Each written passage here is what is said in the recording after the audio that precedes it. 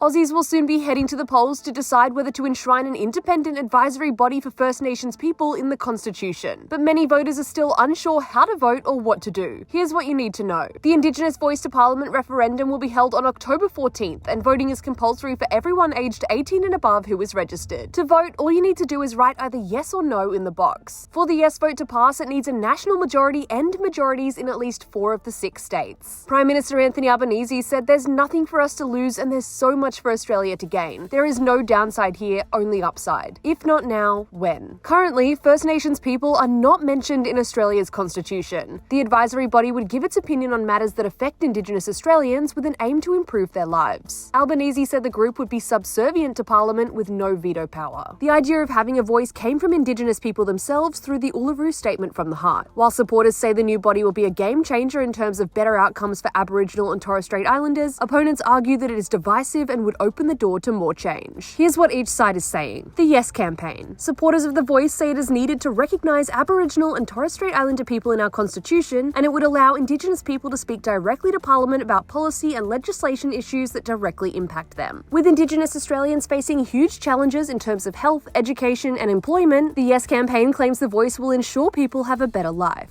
Albanese described the voice as a body with the perspective and the power and the platform to tell the government and the Parliament the truth about what is working and what is not. It's important to note that while Parliament would listen to the advice, it does not have to follow the recommendations. The Yes campaign also argues that the voice needs to be constitutionally enshrined to make a powerful statement to recognise the First Peoples of Australia and drive practical change. The No campaign. The No campaign says there are too many unknown details of how the advisory panel would operate and claim having a body for only one group of Australians will polarise the country, alleging it would permanently divide Australians in law and spirit. While the Yes campaign claims the voice is necessary to better outcomes for Indigenous Australians, the No campaign argues that it won't help. It argues there are already many Indigenous representative bodies at all levels of government, and a centralised voice would ignore the needs of remote communities. Shadow Minister for Indigenous Australians Jacinta Price said, "What we need in Canberra is ears, not a voice." The No campaign also believes enshrining the voice in the Constitution would open the door for activists who seek to abolish Australia Day, change national symbols such as the flag, and give reparations to Indigenous Australians.